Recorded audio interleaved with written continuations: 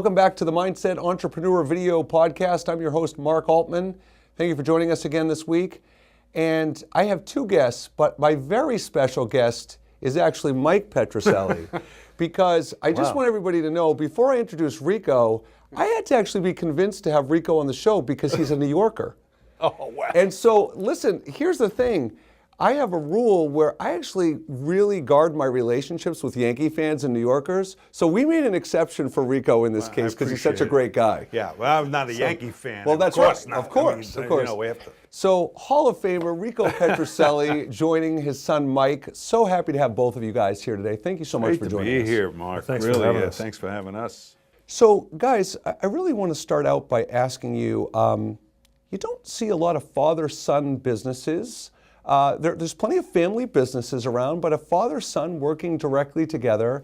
Rico, I want to start by asking you, I've just gotten to know Mike a little bit, but what is it that you saw in him at a young age that really told you he had that it quality to be successful in business? Well, the first thing was that he was great with people. Very friendly. People liked him, you know, when they saw him, talk with him as a young kid. And I didn't think he was shy. I think my other sons were a little more shy, but Mike was a little more outgoing. So, you know, you started thinking, gee, I wonder what he might like someday. Maybe it would be business. I mean, I loved business. Even when I was a player, I was always interested in getting involved in business. So Mike, and let me ask you, having a father that's so successful, and regardless, when you have parents that are successful, I don't care what field they're in or what career they have, did you feel pressure in business to succeed knowing what your father had accomplished? Well, I mean, when I was young, I was about, I think 11 years old when he was finished. So I was really young. Back then, I wasn't really thinking about that, but you know, you always picture yourself kind of, I mean, like a lot of us doing what your dad did. So I'm thinking, man, you know, I'm going to be a Red Sox or baseball player someday. And so I think what happens is you have an automatic, even though you don't realize it, an automatic pressure built in to succeed. And so, you know, there were certain aspects I loved about being around, you know, Fenway and growing up around that, like, you know, the people side of things. And people were always, the energy was unbelievable around, you know, the Red Sox and Boston's a great city anyway. But I think it was that lure to be around something that was, you know, involved energy like that. Plus, he grew a foot, so he's 6'7". And I said, don't worry about it. Play basketball. right, exactly. Well, Mike, I got to tell you, you know, one of the things that really blew me away as I was getting to know you a little bit is, you know, sales is one of those callings that, you know, you don't grow up and say, geez, I can't wait to be a salesperson when I get older. And what's fascinating to me is that as a big sports fan myself, I've always felt that hitting a baseball is probably the single hardest thing to do in sports. And in business, being in sales is probably the hardest thing to do in business. So you've been exposed to both. So why do you enjoy sales so much? Because you don't find a lot of people who really love it. They do it because they're good at it. It's what they naturally are inclined to do, but you seem to really gravitate to it. Yeah, I mean, I think, again, like I said, I think the energy and being around people, being a people person, really, you know, really was kind of how I got into it. And then the challenge, because I was in sports, and I ended up playing basketball, you know, because it was I loved the pace better. But I think it was because of the challenge. You know, it's sports oriented. You know, if you're in sales, it's competitive. You have to hit. It's competitive. You have to hit numbers and things like that. I think it was that aspect. Yeah. And then being out and seeing different people, not only, you know, not always being at a desk, even though, you know, sometimes you have to do paperwork and that type of thing. But it was always the aspect of getting out, meeting people. You know, the energy and the challenge of sales. So for our audience, and we're going to show a few products later in the show, but the Petrocelli Marketing Group is a promotional products company. And Rico, you know as well as I do, in life and in business, it's all about relationships, right? That's what it's all about. So, you know, trusting the business as the CEO of the company, trusting and leaving that as a legacy to your son, what is it that Mike understands about people? Because it's one thing to like people and get along with people, but what is it that Mike gets about people that's really helped the company grow so successfully? Respect, He really respects the client, not just trying to make a sale and make a margin. He wants to see the customer and the business succeed in this particular promotion. And that's why he's excellent too, consulting with them. In other words, if you were looking for a theme of a particular event that you might be having, Mike would help you. He'd present certain products that you might that might help just make the event even much better. So Rico, you just said something, and I want our audience to really pay attention to it. It was very subtle, but it was very wise, and that is consulting with them, right? Because so many people, if they consult, they'll say, I'm a consultant for them. Yeah. But you said with them, and that speaks volumes of the approach you take. Mike, so how do you, that's a real differentiator when you consult with someone. So what is the approach you take to really make it a collaborative relationship? Well, first of all, we have over 800,000 products in this industry. That's it? Which is insane. We're looking for more. Mike's going to tell you every single one of them right now. Ready? Go. No, but so, when I go to a meeting, people are kind of surprised sometimes because, other than many of the items that we put our logos on, because, if I'm in the giveaway business, I better have some giveaways to leave behind. But it's really, I come in with a notebook most of the time, and I just sit down and I want to listen from their perspective what they're looking to accomplish. If I go in there with answers before I know the answers, then I'm just assuming, and I'll make a fool out of myself because there's so many different directions to go. So Mike, I have to tell you really quickly is that it's funny, a lot of companies I talk to about doing different professional development training, and they'll say, well, I want to do better in customer service or close deals or overcome objections. I'm like, do you want to do better in listening? Because listening is the single most important. Doubt. So the fact that you call that out is awesome. Yeah. Rico, I want you to reflect back on the lessons you learned from your playing career. And when you opened up Petrocelli Marketing Group in 1999, congratulations on about to be your 20th anniversary. That's pretty cool. Yeah. 98% of businesses fail, just for the record, and you're going into your 20th year, so kudos to the both of you for that. Very fortunate. Yeah. So what is it that when you started that business, some lessons you learned from baseball that you knew you could apply to business that would really help Petrocelli Marketing Group be successful? Actually, when I first got into it, it was all new. I really didn't know what to expect. I knew that I had to do everything. I mean, it was me, so I had to do the orders, all the paperwork, everything, finances, which I had done prior to that with 2 other businesses. So it wasn't really new, but I didn't know what to expect, And as I went along, Mike suggested the business to me. So I said, I'll look into it, And I said, let's do it. I'm going to do it. But baseball, every day was trying to help the team win, number one, but you wanted to do something to help them win. And you had to have goals because you wanted to hit 300, you wanted to knock in 100 runs, maybe hit 30 home runs, let's say. And so every day you were striving for that and to also help the team defensively as well. And I learned, because I got into broadcasting and they would say, oh, you're going to get excited because as soon as that red light goes on, you're going to get in there. And I got into that and I said, yeah, I like it, but it's okay. But business, every day getting up, it was like you were going to the ball field and you were trying to hit 300. You were trying to make that sale, trying to build a business. I got excited. I couldn't wait to get up every morning. Wow. To go out there. This is great. And I would tell Mike, I said, Mike, look how many products, almost everybody's a potential customer because promotional. I mean, you need to do it. I really was convinced that companies need to keep their name out.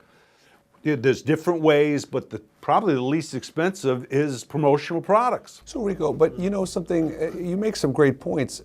I want to ask you about mental preparation because I think in business, there are so many ups and downs in business, just like sports. So talk about that resiliency aspect in that mental preparation in business and how the grind of a long baseball season set you up for business. That's a good point. Yeah, that's right. It's the long run. It's not just, what do they say? It's the marathon and not the sprint. Yeah. And it's true. It's true. You have to, get yourself set for that. Baseball, you learn it, they tell you about the coaches, but you got to go through it yourself. And this was, a new business, and I had to go through it.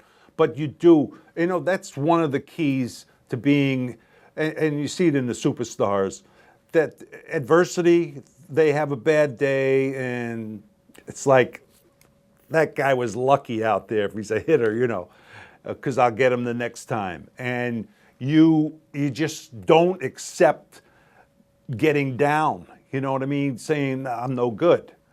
Carl Yastrzemski was one of the best at it. Tremendous mental toughness. And it's not easy because you care and you love it. You're making a living, sales and your business. And it's tough when you get rejection. But that's the key, is to come back. So Mike, let me ask you, one of the things that I think baseball is a microcosm for the real world in a couple of ways. It's one of the few things in life you can succeed 30% of the time and still be considered really good at your trade.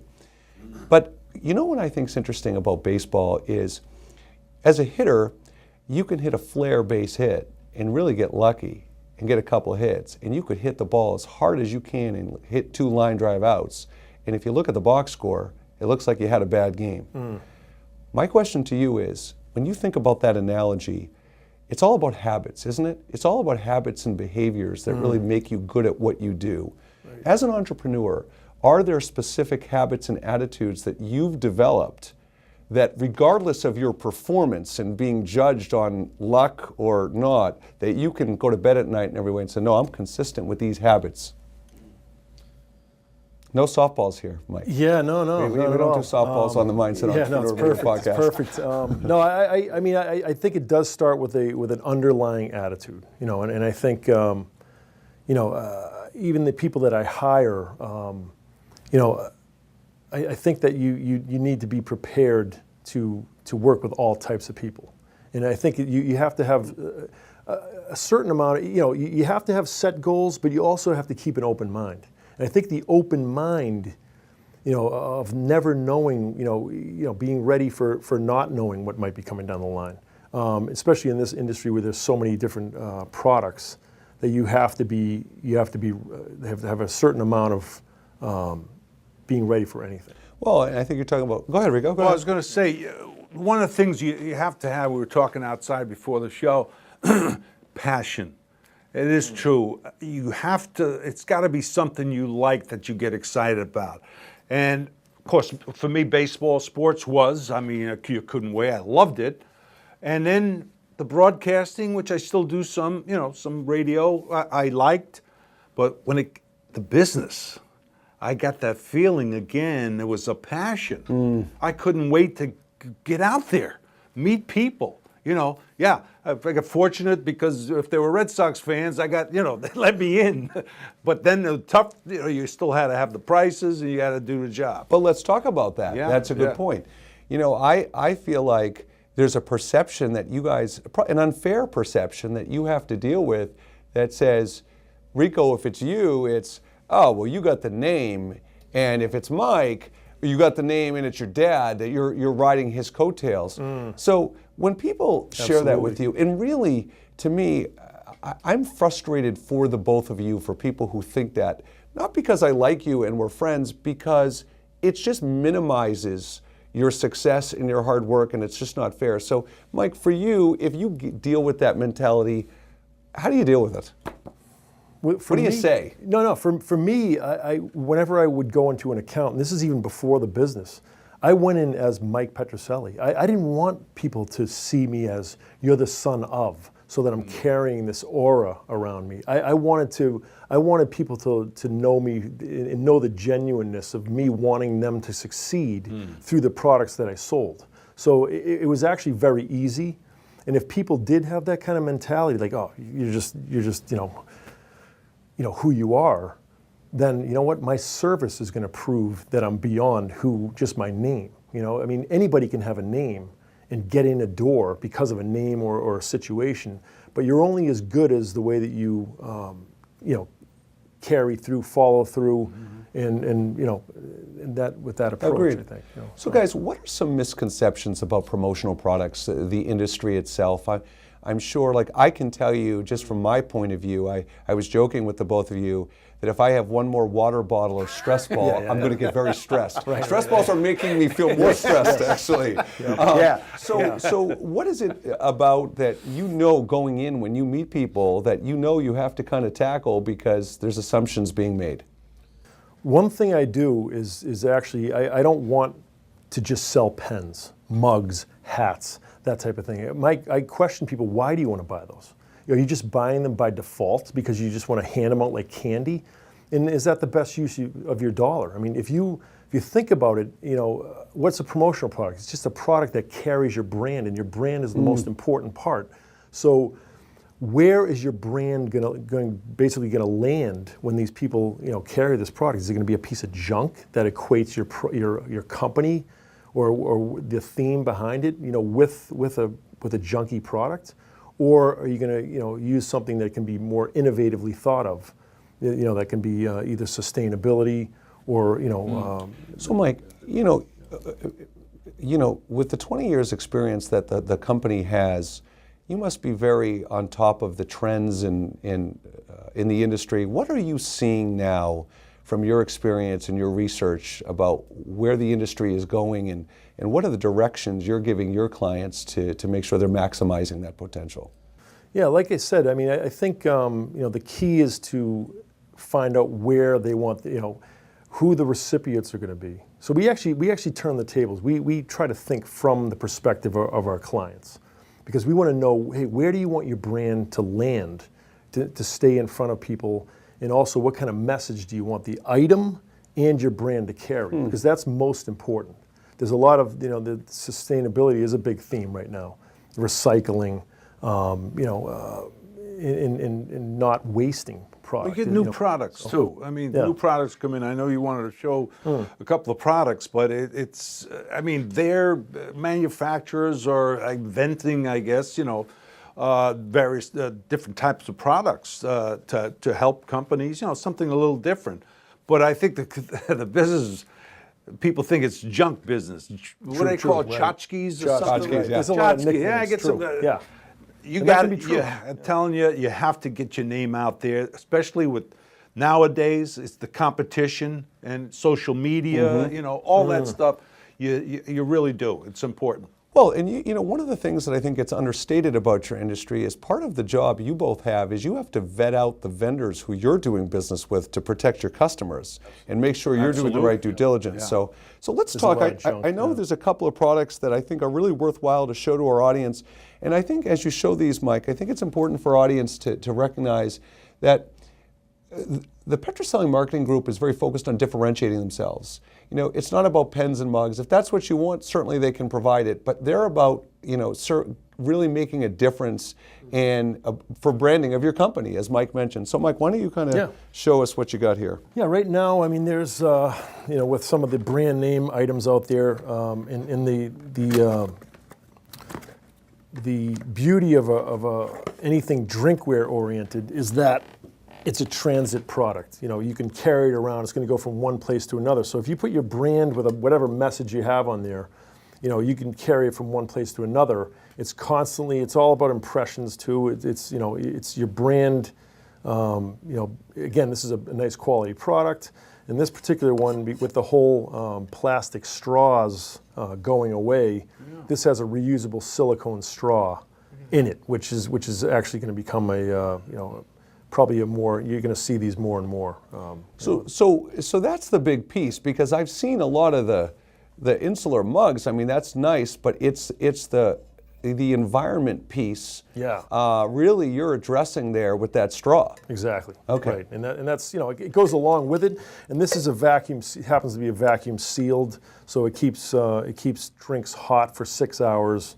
And you'll literally, the next day, you'll have ice in this if you put ice in it. So, Mike, let me ask you a question. I think a lot of people think about when they buy promotional products, and you tell me if I'm on par here. I think a lot of people think to themselves, well, I do want to care about the environment, depending on how much it's going to cost me.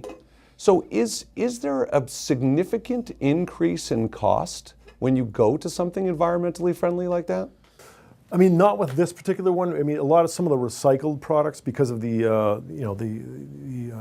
need to recycle and make them into new products, I think there's some cost involved there.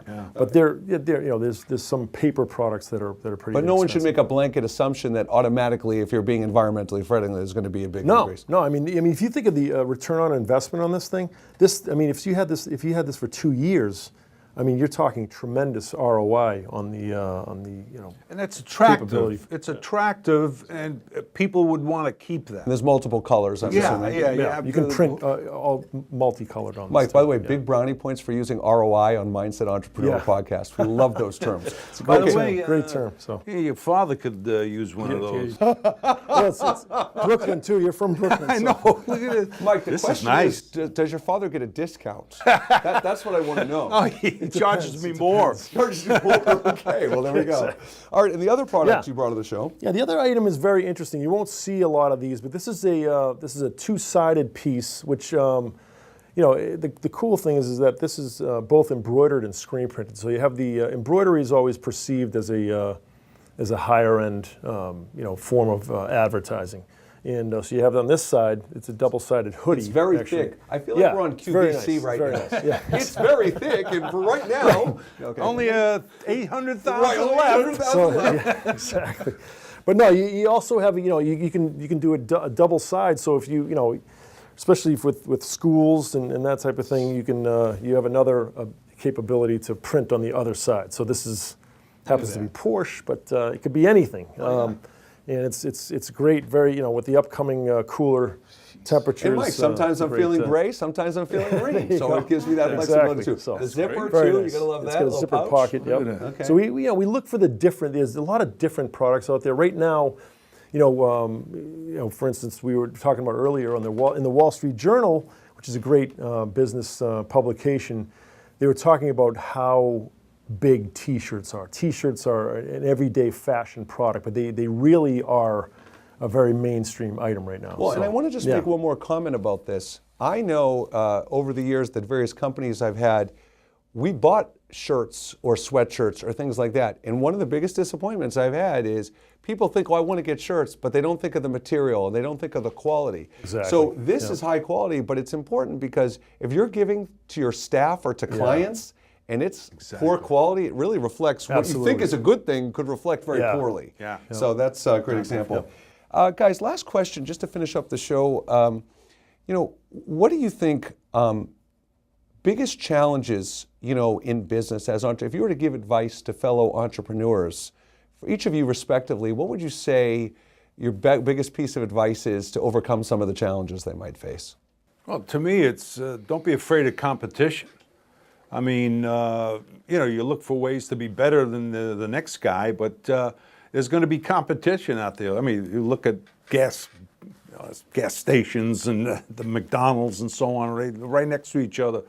So don't worry about that. Just go do your job, take care of your customer, work as hard as you can, and just let things happen. Mike? Yeah, I would say probably the most important thing that we discovered was that make sure you're going after the right customer. It takes the same amount of time to process an order for 250 pens as it does for 100,000. And so if you're spending your time on companies, if you're a B2B company like we are, then you could really be wasting your time going after smaller accounts that really won't make up the amount of money that you need to be sustained. They're important. Yeah. We No do question. have Right, small right. accounts. So, Right. But I know what you're saying. But to actually go after I think the size that you go after, and it doesn't mean you have to go after $2 billion question. companies. In fact, it's better not to. You have to find the sweet spot for I agree. you, whatever business you're in. That's great advice. Very, That's great very advice. important. So this PetrocelliMarketingGroup.com, correct? Is that the website? I want to make sure I have it. No, it's actually Petrocelli MKT. Oh, Petrocelli .com. I'm glad I asked. PetrocelliMKT.com. And Rico is also still fulfilling his broadcasting passion on Sirius XM Radio, 8 to 10 on Saturday mornings. Remember When, a show with Ed Randall. So if you tune into that. And before we go, Rico, I have to tell you what an absolute thrill and pleasure. I mean, Mike, you're pretty good too. But Rico, honestly, big Red Sox fan, big fan of yours, and what a thrill to have you here. And I just want to ask you, if you could share with our audience before we go, what was your greatest baseball memory during the course of your career? Well, I mean, I have to say my claim to fame, the '67 series, catching the last ball, that was a big thrill. But also in '75 when we won the American League Championship, playing in that World Series was a big thrill. But just making the major league, a dream come true for me. I remember the first game. I got my first hit. I was, I think, 18 years old. I still have the ball, yeah. And I'm so thankful that I got the opportunity to be able to play Major League Baseball. I mean, it was a dream come true. Do you have any solutions for baseball these days before we sign off to bring the fans back? Yeah, well, I'm not sure yet, but they've got to do something, speed up the game, whatever it is. But yeah, there's a lot of kids not watching, They'll watch the highlights now, see? That's what they do, and won't watch the games. And so that's not good, not a good sign. Well, thank you both again. Rico, Mike Petrocelli, thank you guys very much. And thank you for joining us for another edition of the Mindset Entrepreneur Video Podcast. We'll see you next time.